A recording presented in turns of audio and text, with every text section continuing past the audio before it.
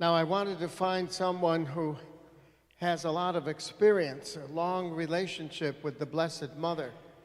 And so finally, God spoke to me and said, you know, you have someone right among you whom we all admire, someone who at a venerable age maybe even knew the Blessed Mother. And so I invited this lovely person among us to share some thoughts. I said, just share a reflection on my long friendship with Mary, the Mother of God. And so we welcome our own speaker, our guest tonight, Rosemarie Chiffy.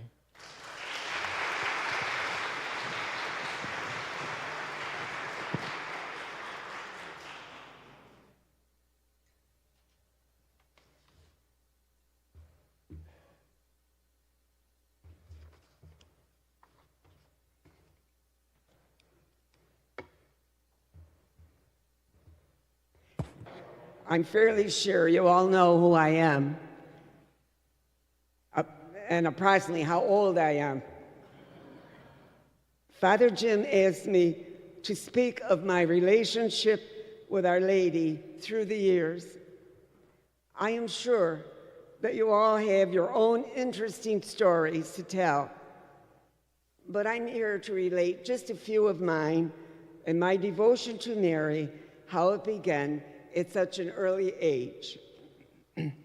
My grandmother, Mary Carmel, was married in this church, or should I say in the basement of the church, because the main building was not completed. Her mother, my great-grandmother, had a devout relationship with Mary of Mount Carmel. She started the Mount Carmel Society, and later my grandmother took over. Grandma was so devoted to Our Lady that both of her daughters were named Mary, Mary Rose and Mary Magdalene. Mom, of course, inherited the same immense devotion to Mary and passed it on to all her children. Whatever we did, even the simplest tasks, were offered up to our Blessed Mother. It was the mindset and devotion that has carried me through some of the most difficult times of my life.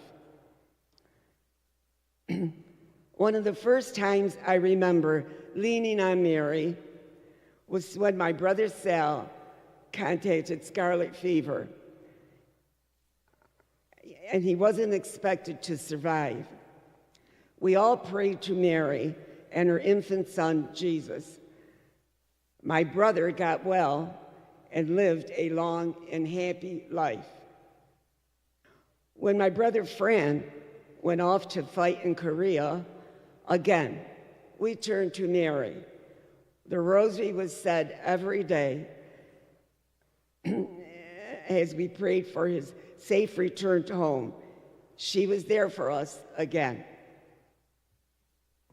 I guess it was easier for me growing up. There was no television, no cell phones, internet, or other distractions. Our lives recentered around our families and the church. I am sure many of you remember those days. My siblings and I attended Mount Carmel School, where under the guidance of the lovely Franciscan sisters, our relationship to Mary was strengthened. The nuns taught us our prayers, and one in particular comes to mind. I recite it every day. Part of it is, remember, O most gracious Virgin Mary, that never was it known that anyone who fled to thy protection was left unaided. Those words spoke to me, and I believe in them with all my heart. Mary would never abandon us.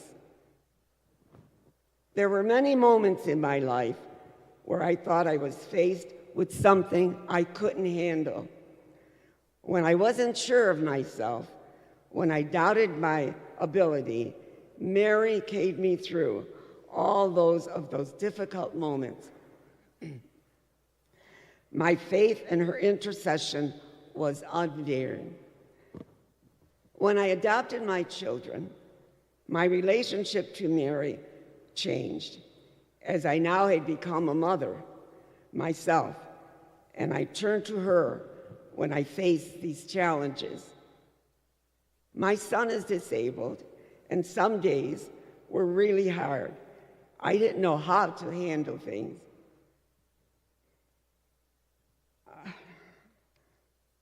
Doubt filling my mind with anxiety, and I turned to Mary for guidance. Mary has always watched over my son and my daughter, who also was a very strong devotion to the Blessed Mother. Some years ago, I was told that I had a very difficult surgery, and I was really scared. I had scans after scan that confirmed the need for this dangerous procedure. As I prepared for the day of the surgery, I prayed to Mary to keep me safe and to intercede for me. At the pre-op appointment, further tests concluded that I no longer needed the surgery, and the doctors weren't sure how that was possible. I knew Mary had been there for me again.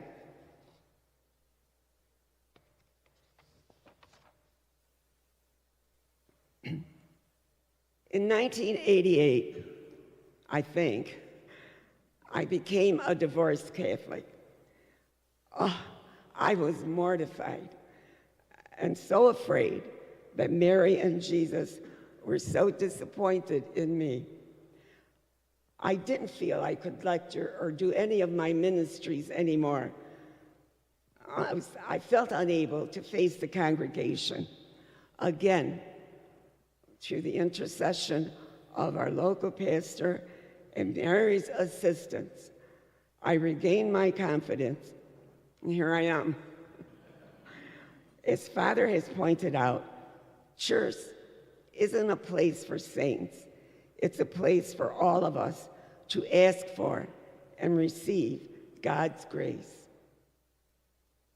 We are all imperfect, striving for perfection with the assistance of our most blessed Mother, who loves us as our own mothers here on earth.